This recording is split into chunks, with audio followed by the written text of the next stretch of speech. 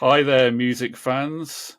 My goodness, have we got some great music for you in this show today? Welcome to Full Record Jacket with Phil and Ben.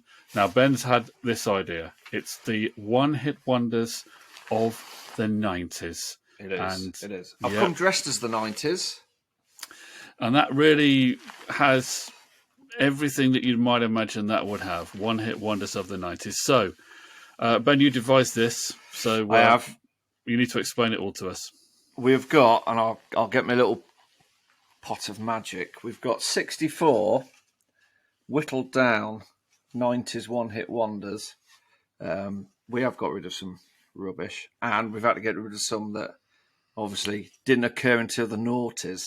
We've got 64, and we're going to draw them out in batches of 4. So we'll do 2, lots of 2, discuss them, and whoever gets knocked out gets thrown in the trash, never to be heard of again. The winners go in the magic bowl of the next round. It's like X Factor, but without all the nonsense. Well, there are some records in there that I really wish could never be heard again, but I suspect that won't happen. But, okay, are you going to do the draw then? I'm going to do the draw. I've got a helper to my side. I'm going to ask him, or her, or them, or they, or I'm running out of pronouns or whatever they're called these days. Right, the first one, Phil, we are going to discuss is... Ooh, it's a big one. It's a big one. Can you see that? It's Your Woman, White Town. Okay. Oh, and the next one is... Oh, God, please don't... yeah, I think this is going to be quite an easy one. It's Macy Gray and I Try. Now, do you want me to draw the next 2? Or should we just... I think we should just do those because that's just enough to get my head around. Yeah. Your Woman, great track. Love that track. I actually bought that. I actually have the CD single of that. And wasn't that also... Now, the guy who did it, was he called Jyoti Mystery or something like that? White Town. I thought you were talking about I Try. Yeah, he was. Yeah. Okay, so... That was, I think, one of the first records to be a hit that had not been made in any kind of recording studio. Yeah, didn't he do it in his bedroom? Apparently, yeah. It was all done on a PC. So, and I think that was the first time that happened. I'm not absolutely sure of that, but I do like Your Woman by White Town. I do as well. Now, what about Macy Gray? What about I Try by Macy Gray? I thought it was... at the time, I didn't mind it because she had a bit of a voice that was a little bit distinctive. She wasn't run of the mill. She was a bit of an R&B type singer, and character. And I didn't dislike the record. I thought it was quite good. No, it hasn't aged well with time with me. Like you say, when I first heard her, I thought, oh yeah, she's got a different voice. But I have listened back to it. To me, it doesn't stand up to White Town. White Town still feels like it was released yesterday. It is good, and I'm going to go with you on that. I'm not going to object to that at all. I think that's a worthy winner of that stand-up. We're knocking out Macy Gray. Yeah, sorry to fans of I Try, but she tried. She did try. She didn't try hard enough, is what she didn't do there. Can I rip her up? Or was that just... You might as well rip it up. Do I have to dispose of her? Little Richard style, rip it up, baby. I'm going to rip her up. Bye-bye, Macy Gray. That means Your Woman... Can you see my cutting? It's very run-of-the-mill. That means that Your Woman... He's through to the next round. Goes in the pot. He's through to boot camp. Through to boot camp. Do you want the next ones? They've already been drawn. They're here, waiting. Oh, I'm mildly excited. I may need a cold shower. Ooh. We have... Can you see that? Probably not. It's Iris by the Goo Goo Dolls. Okay. Versus... What is Love by Hadaway. Right. Now, I must admit, I've been listening through the 64, but I haven't listened to all of them, and I can't remember the Iris one. Can you remind me of the lyric in that? No, not off the top of my head. I can sing it. I should know it because I once was married. Don't do that. And don't do that. If I can probably sing it. I'm gonna. It's called Iris. It's called Iris, and I do know the tune because it's played at my my wedding when I was married once. And the artist was. I give up forever to touch you because I don't the Goo Goo know Dolls you word. me Right, somehow. hang on 1 second. I'm just going to kill my speaker and I'm just going to play it on my phone. Here we go. Just to remind myself. Go on, here we go. This is where Phil does a bit of education. Do life. Do you remember it? Okay, I'm back. Can you hear me? Yeah. It was on the City of Angels soundtrack, I think, with Nicolas Cage and the blonde lady from Sleepless in Seattle. I'm going to have to listen to it again properly before the next round, before it comes up against something else. But to be honest with you, the Hadaway one, I never really liked. What is love? Baby, so don't hurt what's your choice of those two? Me. I think musically, sonically, Iris by the Goo Goo Dolls is a lot better track than What Is Love by Hadaway. Yeah, well, I'm not going to argue with that. Not arguing at all. I think that is, yeah. And I mean, the video to Iris, I don't know what he's doing in it. He's scooting around on a chair looking through various telescopes, all a bit weird. Very 90s. Very 90s, that's what I'll say about the Goo Goo Dolls. The Hadaway, when it first came out, didn't mind that.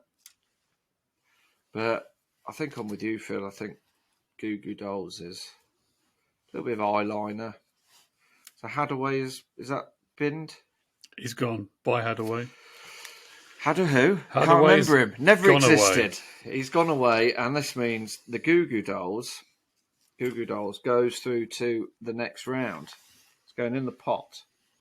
I can't believe some of the records we're actually talking about on this show when you said it was going to be classic rock and indie rock. But go on. Do you want some more? Go for it. We're going for some more. Right. I don't mind a bit of cheesy fun. Okay. It might be a great record. It won't be. Oh, no, it is.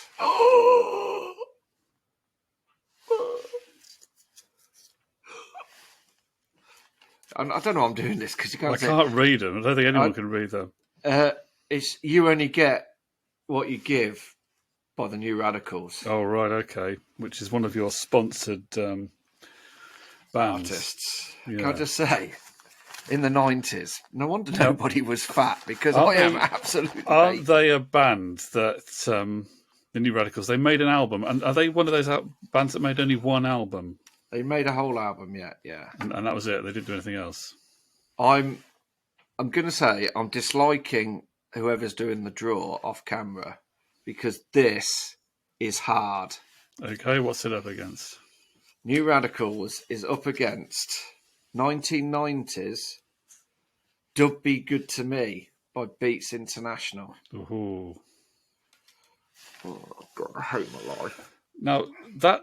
the New Radicals. Am I right? I just had this thought in my head when I was hearing it the other day on the headphones. Did they do something with Ronan Keating, or did I imagine that? No. Greg Alexander, the lead singer and principal songwriter of the New Radicals, wrote "Life Is a Roller Coaster" for Ronan Keating. He wrote a lot of Mel B's, not Mel B, Mel C's album. Remember "Murder on the Dance Floor" by. Sophie Ellis-Bextor. That was him as well. That was one of his as well. Okay, the Ronan Keating one about the roller coaster, that makes sense because that's a similar sort of sound and feel to it. Yeah. And I think it's even got Daniel Bray-Bois on backing vocals as well. Okay.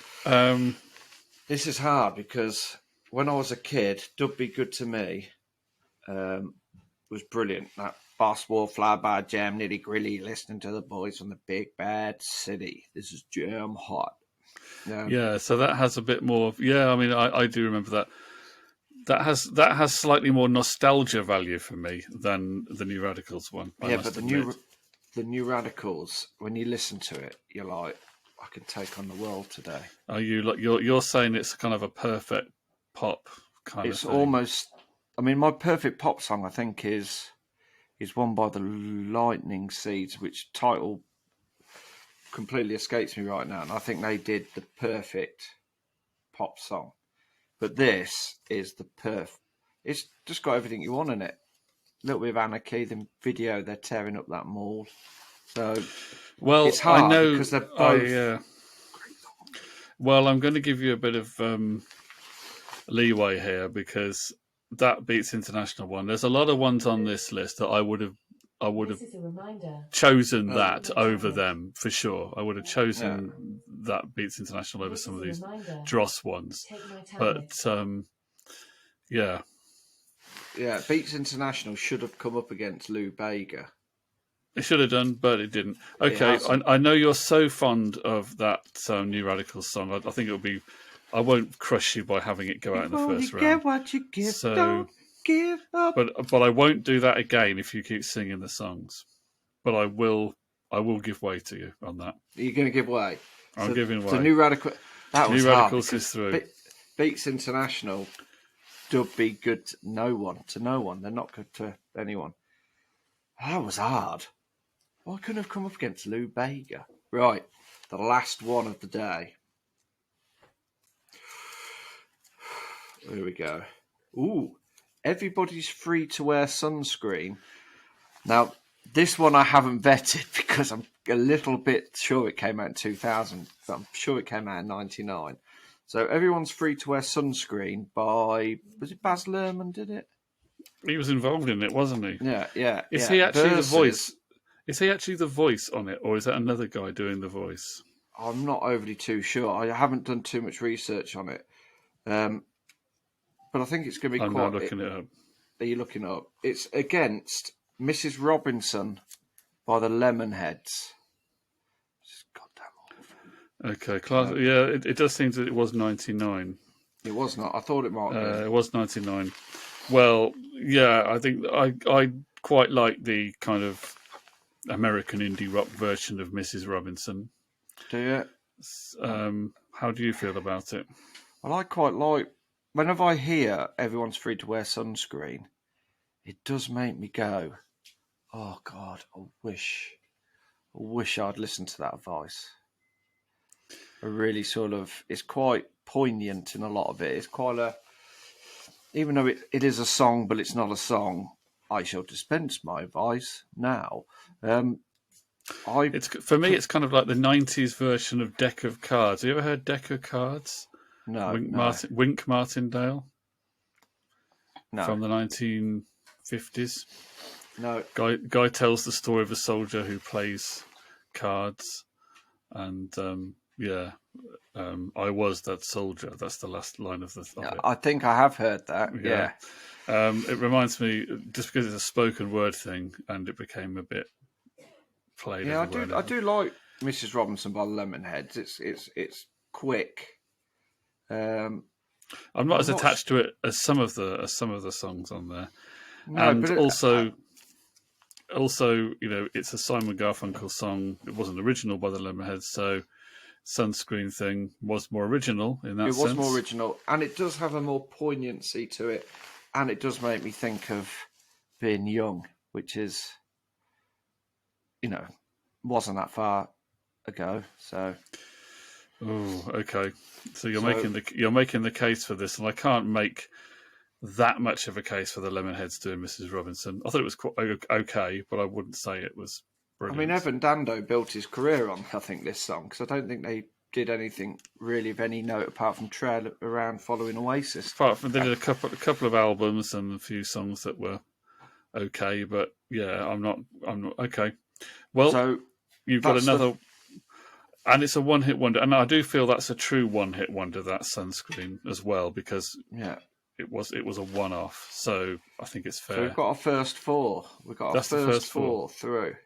I think that's not bad. I'm sad to lose Dub Be Good to Me.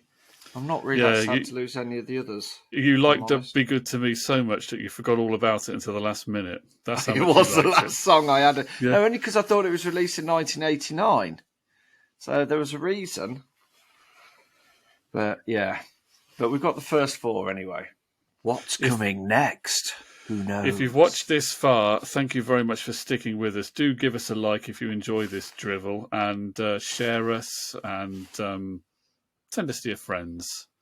Yeah, the ones you don't like. Yeah, with what Ben's wearing, it would definitely be treated as spam, possibly harassment.